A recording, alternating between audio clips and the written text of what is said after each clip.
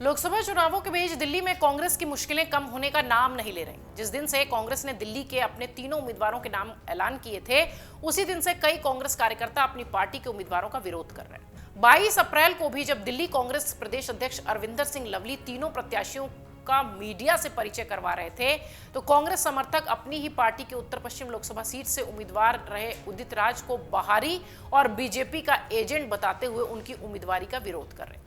Party कार्यकर्ताओं की मांग है कि उन्हें स्थानीय उम्मीदवार दिया जाना चाहिए था, जो कि नहीं हुआ। इससे पहले उत्तर पूर्वी दिल्ली में कांग्रेस के उम्मीदवार कन्हैया कुमार का पार्टी के ही नेता संदीप दीक्षित ने बाहरी उम्मीदवार बताते हुए तेज विरोध किया था। संदीप दीक्षित भी उत्तर पूर्वी दिल्ली से लोकसभा चुनाव लड़ने के इच्छुक थे, लेकिन पार्टी ने मनोज तिवारी के सामने एक लोकप्रिय युवा चेहरा रणनीति के तहत कन्हैया कुमार को टिकट दे दिया। कहा यह भी जा रहा है कि कांग्रेस के मीडिया इंचार्ज जयराम रमेश ने पूरी फील्डिंग की थी, जिसके बाद कन्हैया कुमार को कांग्रेस का टिकट मिल पाया। कन्हैया कुमार टिकट पाने में अवश्य सफल हो गए, लेकिन उनके लिए भी कांग्रेस कार्यकर्ताओं के समर्थन के बिना मनोज तिवारी जैसे लोकप्रिय और जनता के स्टार नेता को चुनौती दे पाना थोड़ा मुश्किल होगा। ऐसे में सवाल यह उठता है कि कांग्रेस अपने कार्यकर्ताओं को उम्मीदवारों के पक्ष में एकजुट भला कैसे कर पाएगी, खासतौर से दिल्ली में। कन्हैया कुमार की नहीं, उदित राज का भी जमकर विरोध होता दिख रहा है। कांग्रेस के कार्यकर्ता राजेश राठौर ने अमर उजाला से बातचीत की। उन्होंने कहा कि उत्तर पश्चिम से उन्हें ऐसा उम्मीदवार दिया गया जो पहले बीजेपी का प्रत्याशी था, सांसद रह चुका है। उन्होंने आरोप लगाया कि वो बीजेपी में रहने के दौरान गांधी परिवार, कांग्रेस और उसकी नीतियों की आलोचना करते थे, जबकि उन जमीनी कार्यकर्ताओं की उपेक्षा की जा रही थी जो पार्टी में ही रहकर कांग्रेस के लिए संघर्ष करते रहे हैं, और बाहरी लोगों को टिकट दे दिया गया है। पार्टी के वरिष्ठ नेता और पूर्व दिल्ली कांग्रेस के अध्यक्ष सुभाष चोपड़ा को समन्वय कमेटी का अध्यक्ष नियुक्त किया गया है। उन्होंने भी यह भरोसा जताया कि शुरुआती समय में कुछ लोगों के टिकट न होने पर या कुछ लोगों को टिकट देने पर नाराजगी हो सकती थी, लेकिन बाद में सभी साथ आकर पार्टी के उम्मीदवारों को जीत दिलाने में मदद करते। लेकिन यह तस्वीर ऐसी दिखाई नहीं पड़ रही जैसा कि सोचा गया था।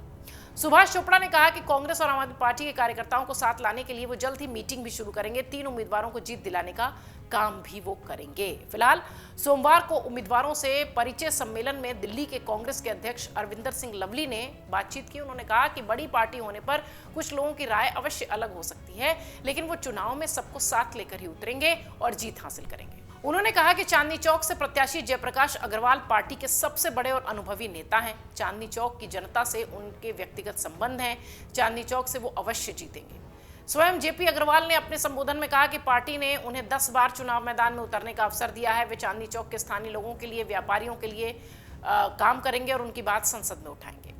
इधर उत्तर पश्चिम लोकसभा सीट से उम्मीदवार डॉक्टर उदित राज इसी सीट पर 2014 में सांसद भी रहे, लिहाजा उनकी व्यक्तिगत पकड़ उन्हें एक मजबूत उम्मीदवार तो बनाती है। जबकि कन्हैया कुमार की लोकप्रियता से कांग्रेस मनोज तिवारी को टक्कर देने की तैयारी कर रही है।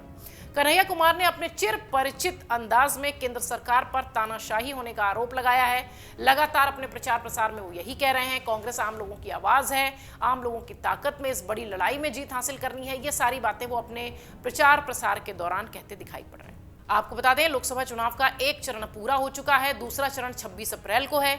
दिल्ली में कांग्रेस पार्टी के अंदर आपसी मतभेद लगातार बढ़ते दिखाई पड़ रहे हैं। देश की राजनीति दिल्ली में 25 मई को वोटिंग है। यहां लोकसभा की कुल 7 सीटें आती हैं। कांग्रेस का आम आदमी पार्टी से यहां गठबंधन है। गठबंधन के तहत आम आदमी पार्टी 4 सीटों पर और कांग्रेस 3 सीटों पर चुनावी मैदान में दिखाई पड़ रही है। लेकिन ये तीनों सीटें आपसी खींचतान और विरोध की वजह से चुनाव प्रचार में ढीलापन दिखाई देने की बात सामने आ रही है। पार्टी के अंदर मतभेद भी खुलकर दिखाई पड़ रहे हैं। यानी यह कहना अतिशयोक्ति नहीं है कि दिल्ली की 3 सीटों पर कांग्रेस की मुश्किलें अपने ही बढ़ाते नजर आ रहे हैं। अगर आप ये वीडियो YouTube पर देख रहे हैं तो हमारे चैनल को सब्सक्राइब करें और बेल आइकन को दबाना ना भूलें। अगर आप Facebook पर ये वीडियो देख रहे हैं तो हमारे पेज को लाइक करें।